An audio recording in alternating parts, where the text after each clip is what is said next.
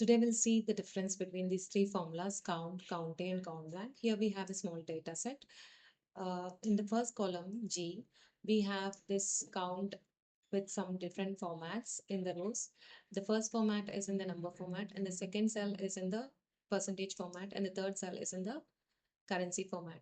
And then other cells in the next cell is seen as decimal, and you have the negative number, the date format, and a formula that returns a number. And then you have a time format, and there is a text format here in the 9th row and 10th format.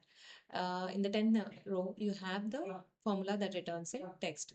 Now let's see if the count formula calculates all the rows or not. So let's use the count formula is equal to count and then open parenthesis and just give the range of the cells here and close it and press enter. So you get only 9. That means that these two apple and red apple. So this is a text and this is a formula that is returning a text. These two will not be counted in count.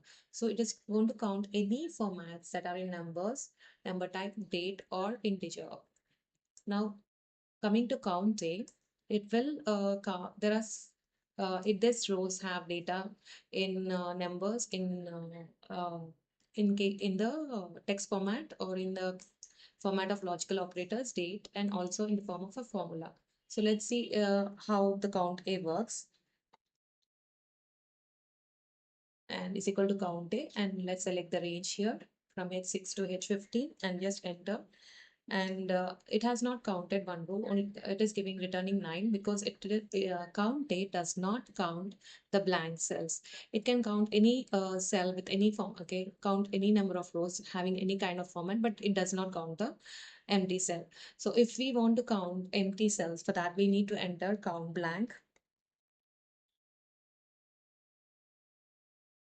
and select the range from here I6 to I15 and close the parenthesis and press enter. So to count only the blanks, you have to use countBlank. So it's returning 4. So this is the basic difference between all the three formulas.